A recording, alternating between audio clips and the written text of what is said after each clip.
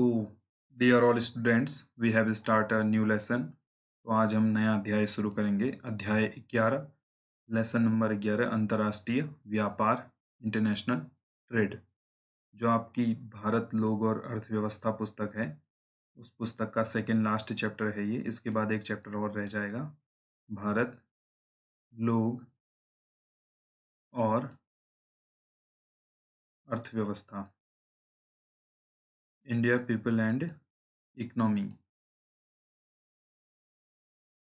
तो ये second book है ज्योग्राफी की, 12th क्लास की जो एनसीईआरटी भूगोल है, तो उसका ये 11वां अध्याय चलेगा। तो चलिए शुरू करते हैं चैप्टर को।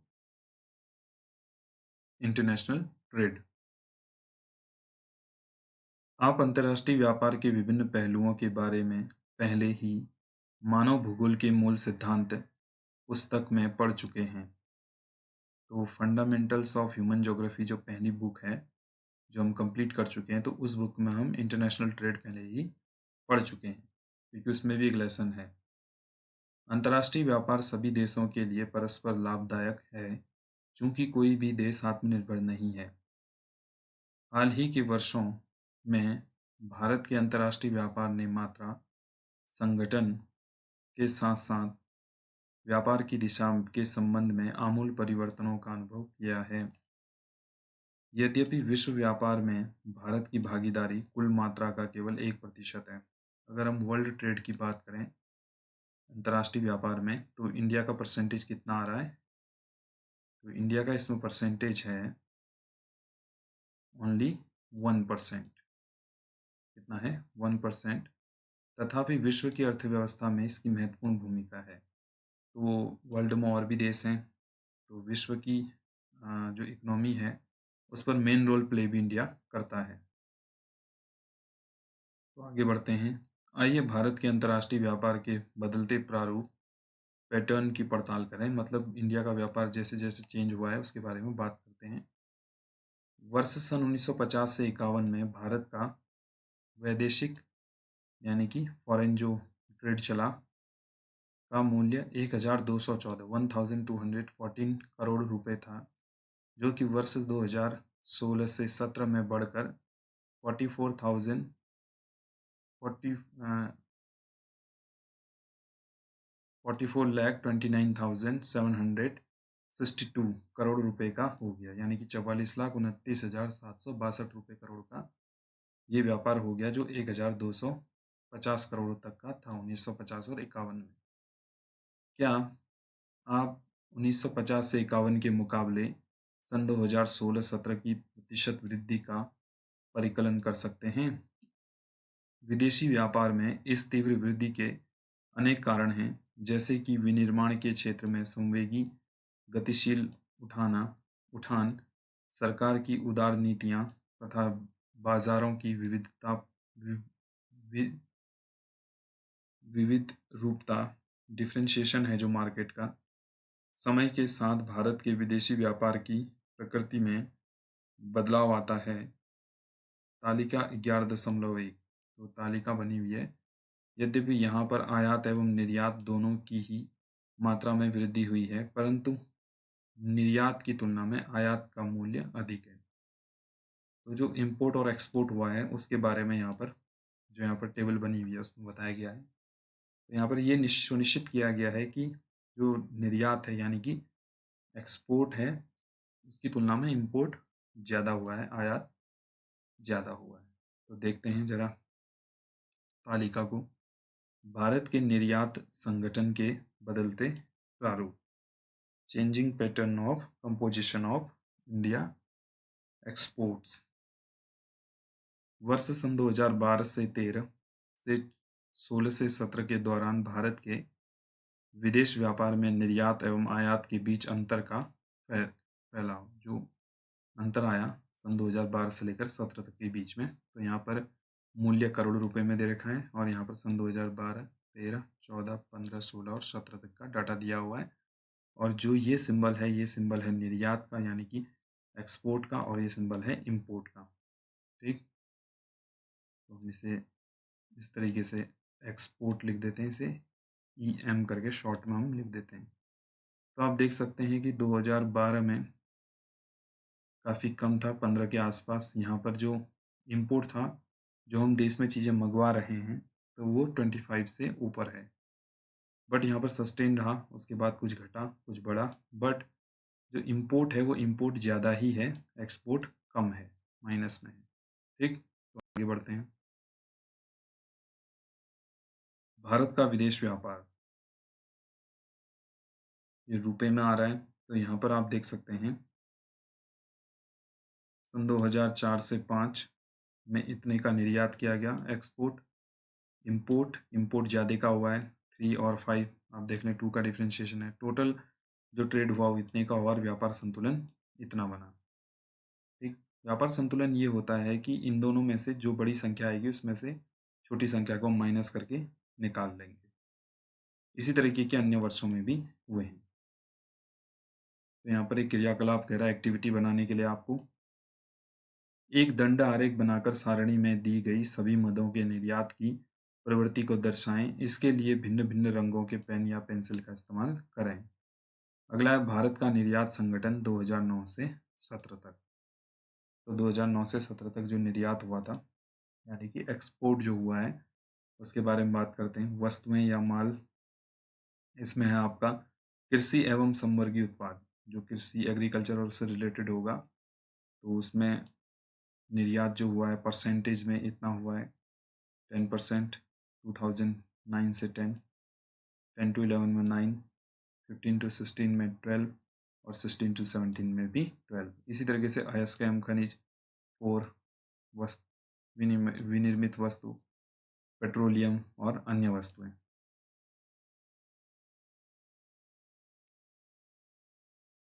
भारत लोग और अर्थव्यवस्था नामक आपकी पुस्तक है, तो उसमें आपका कुल मिला के इम्पोर्ट और एक्सपोर्ट के बारे में ही बात चलेगी और ट्रेड के टर्म्स और कंडीशन क्या क्या रखी जाती हैं उसके बारे में ही इसमें चर्चा परिचर्चा होनी है। जैसा कि पहले ही बताया जा चुका है कि भारत के अंतर्राष्ट्रीय व्यापार में वस्तुओं के संघटकों में समय के साथ बदलाव आए हैं। इसमें कृषि तथा समवर्गी उत्पादों का हिस्सा घटा है, जबकि पेट्रोलियम तथा परिष्कृत उत्पादों एवं अन्य वस्तुओं में वृद्धि हुई है। अयस्क खनिजों तथा निर्मित सामानों का हिस्सा वर्ष सन 2009 से 10 और 10 से 11 तथा 15 से 16 से 17 तक व्यापक तौर पर लगातार स्थिर सा रहा है।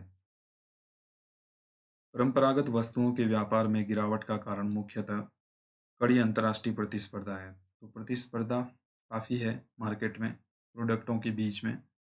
कोई प्रोडक्ट अगर इंडिया उस प्रोडक्ट को बनाता है तो उसके बाद चाइना ने भी वो प्रोडक्ट बनाया हुआ है, कोरिया ने, जापान ने, इवन अमेरिका ने, और इंटरनेशनल में वो मार्केट में जाता है तो उसके बाद उसके कंट्री के हिसाब से डेवलप कंट्री का है, डेवलपिंग का है, या टैग कौन सी कंपनी का लगा हुआ है, सब चीज़ें उसमें मैटर करती हैं। तो प्रतिस्पर्धा बहुत है, कंपटीशन काफ़ी है मार्केट में। कृषि उत्पादों के अंतर्गत कॉफ़ी, काजू, दालें आदि जैसे परंपरागत वस्तुओं के निर्यात में गिरावट आई है। भारत से जो एग्रीकल्चर बेस जो हम करते थे, कॉफ़ी को हम एक्सपोर्ट कर रहे थे, काजू को कर रहे थे, दाल को कर रहे थे, ये सब चीज़ें, तो इनमें गिरावट आई है। हालांकि पुष्प कृषि, जो पुष्प कृषि हम लोग करते हैं, तो फूलों को, जो फ्लावर हम बेचते हैं या बोते हैं, उत्पादों, ताज़े फलों, समुद्री मार्गों तथा चीनी आदि के निर्यात में वृद्धि दर्ज की गई है। तो शुगर में वृद्धि हुई है, और फ्लावर कल्चर जो हम करते हैं, जो हम फूल का उत्पादन करते हैं, तो उसमें भी वृद्धि हुई है। और ताज़े फल, जो फ्रेश फ्रूट होते हैं, उनमें भी इम्पोर्ट एक्सपोर्ट करने में काफ़ी बेनिफिट मिल रहा है इंडिया को, निर्यात करने में। वर्ष सन 2016-17 के दौरान विनिर्मित क्षेत्र में ने भारत के कुल निर्यात मूल्य में अकेले 73.6% की भागीदारी अंकित की है। चीन तथा अन्य पूर्व एशियाई देश हमारे प्रमुख प्रतिस्पर्धी हैं। भारत के विदेश व्यापार में मणिरत्नों तथा आभूषणों की एक व्यापक साझेदारी है। तो मणिरत्न और आभूषण जो हैं वो ज़्यादा भारत के द्वारा बेचे जाते हैं। एक्टिविटी, ये आप लोग करेंगे एक्टिविटी। तालिका 11.3 का अध्ययन करते हुए ऐसी प्रमुख वस्तुएं चुनें जिन्हें वर्ष सन 2016-17 में निर्यातित किया गया हो। दंड आरेख बनाकर उन वस्तुओं के बीच विविधता को समझने हेतु तुलना करें। अगली है भारत के आयात संगठन के बदलते प्रारूप। जो इंडिया में इंपोर्ट किया जा रहा है उसके बारे में बात करेंगे। तो उसका क्या पैटर्न बना हुआ है। तो भारत ने 1950 से 1960 के दशक में खाद्यान्नों की गंभीर कमी का अनुभव किया है। उस समय आयात की प्रमुख वस्तुएं खाद्यान्न, पूंजीगत माल, मशीनी एवं उपस्कर आदि थे। उस समय भुगतान संतुलन बिल्कुल विपरीत था, चूंकि आयात प्रतिस्थापन के सभी प्रयासों के बावजूद आयात निर्यातों से अधिक थे। तो उसमें भी हम क्या करते थे, आयात से अधिक आयात जो करते थे वो ज़्यादा करते थे, ठीक, यानी कि इम्पोर्ट। 1970 के दशक के बाद हरित क्रांति में सफलता मिलने पर खाद्यान्नों का आयात रोक दिया गया। तो उस समय पे 1970 के टाइम पे, वैसे 1967 में ये ग्रीन रेवोल्यूशन चला था इंडिया में। तो उसके बाद फिर क्या हुआ, प्रोडक्शन ऊंचा होने लग गया, उच्च गुणवत्ता वाले सीड्स हमारे पास आ गए। तो जो हमारा उत्पादन है वो क्या हो गया, उच्च हो गया, प्रोडक्शन, ठीक ठीक है, इसका एग्रीकल्चर में। लेकिन 1973 में आए ऊर्जा संकट में पेट्रोलियम पदार्थ के मूल्य में उछाल आया, फलतः आयात बजट भी बढ़ गया।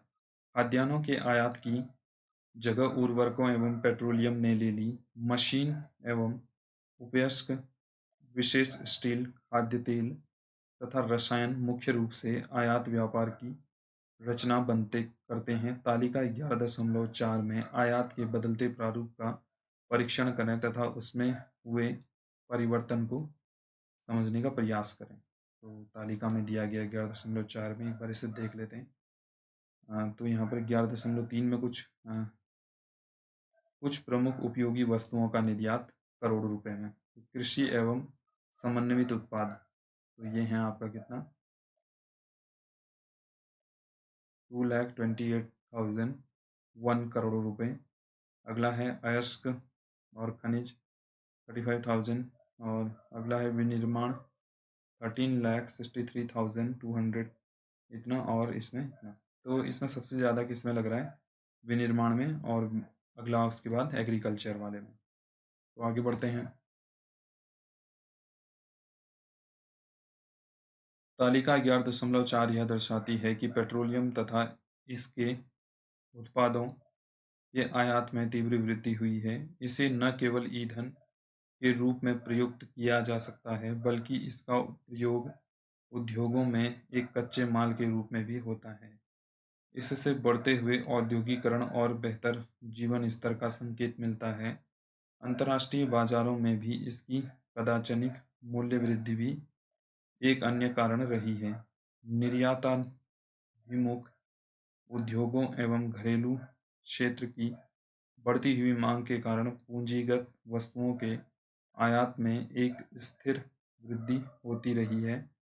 गैर वैद्युतिक मशीनरी, परिवहन, उपयस्क धातुओं के विनिर्मितियां तथा मशीनी औजार आदि पूंजीगत वस्तुओं की मुख्य मदें होती थी। खाद्य तेलों के आयात में आई गिरावट के साथ साथ खाद्य तथा समवर्गीय उत्पादों के आयात में कमी आई है। भारत के आयात में अन्य प्रमुख वस्तुओं में मोती तथा उपरत्नों, स्वर्ण एवं चांदी, धातुमय अयस्क तथा धातु सीजन, अलौह धातुएं तथा इलेक्ट्रॉनिक वस्तुएं आदि आते हैं। वर्ष सन 2016 से 17 के भारत के की कुछ प्रमुख वस्तुओं के आयात के प्रमुख विवरण 11.5 में दिए गए। तालिका 11.5 आंकड़ों के आधार पर कुछ क्रियाकलाप किए जा सकते हैं। तो पहले तालिका 11.5 देखनी पड़ेगी। उससे पहले कुछ डेटा 11.4 का देख लेते हैं। प्रतिशत में है, भारत में आयात किया जा रहा है यानी कि इंपोर्ट किए जा रही हैं वस्तुएं। खाद्य एवं संबंधित वस्तुएं 2009 में 3% थी, 2010 में 2, 2015 में 5 और 2017 में 5, तो वो सिमिलर ही है लगभग। अगला है ईंधन, कोयला और POL 33, 31, 25, 26 घट रहा है। उर्वरक 212121, ठीक है। पेपर बोर्ड, विनिर्मित न्यूज प्रिंट लगभग सिमिलर है। पूंजीगत वस्तुएं सिमिलर है, अन्य तो अन्य ही है फिर। अब ये है आपका अगला, इसमें 11.5 कुछ प्रमुख वस्तुओं का आयात। तो आयात है उर्वरक, निर्मितियाँ लगभग 33,33,726। खाद्य तेल है अगला 73,048। लुगदी अपशिष्ट है 6,537। अलौह धातु हैं आपका 2,63,62,000, अप्रोक्सीमेटली 63 आप इसे मान सकते हैं। लौह और इस्पात है 55,278। पेट्रोलियम एवं अन्य उत्पाद है 5,82,762। मोती बहुमूल्य एवं अल्प मूल्य रत्न है 1,59,464। चिकित्सकीय एवं फार्मा उत्पादन है 33,504। तो इसकी क्या एनालिसिस की गई है इस रिपोर्ट की, यहाँ पर देखते हैं।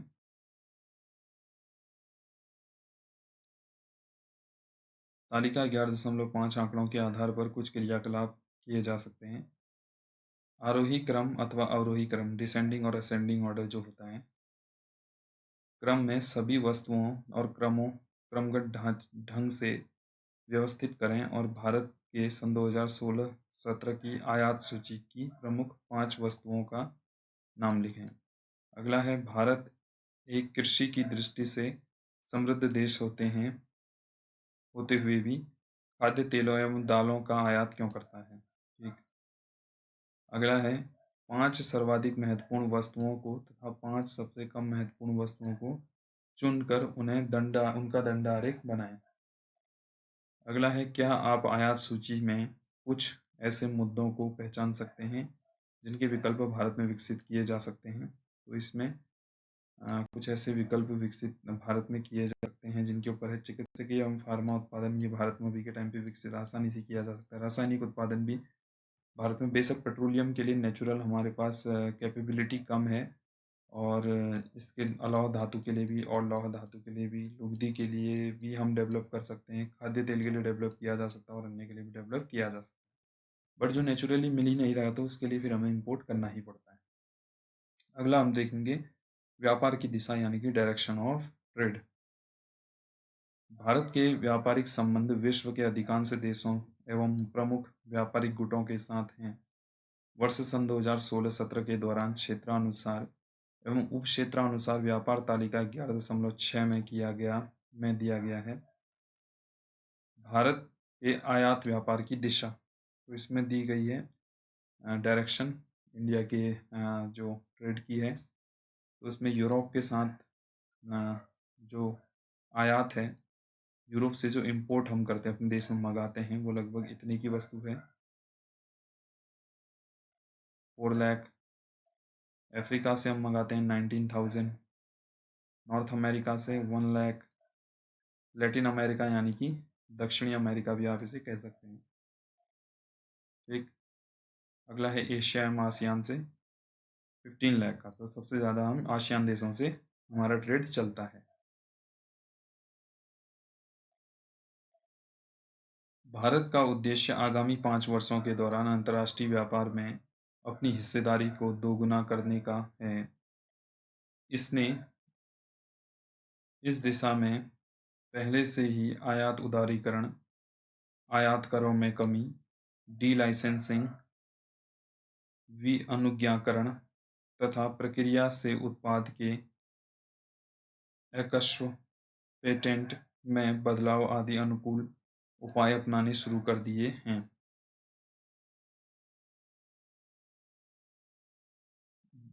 इसे थोड़ा सा हम क्लियर कर लेते हैं। तो भारत का 5 वर्षों में प्लान है कि इसे और अच्छा हमारा ट्रेड की टर्म्स और कंडीशन बन सकें। भारत का अधिकतर विदेशी व्यापार समुद्री एवं वायु मार्गों द्वारा संचालित होता है। हालांकि विदेशी व्यापार का छोटा सा भाग सड़क मार्ग द्वारा नेपाल, भूटान, बांग्लादेश एवं पाकिस्तान जैसे पड़ोसी राज्यों या देशों में सड़क मार्ग द्वारा किया जाता है। तो मेनली जो इंडिया में ट्रेड की जो पॉलिसीज़ हैं, तो 2017 तक के डेटा हमारे पास हैं। तो जो आने वाले 5 साल हैं, तो उन 5 सालों में ट्रेड की कंडीशन और ज़्यादा अच्छी बनाने के लिए सरकार इसके ऊपर काम कर रही है। और वैसे भारत का जो मेन ट्रेड है, वो किसके द्वारा होता है?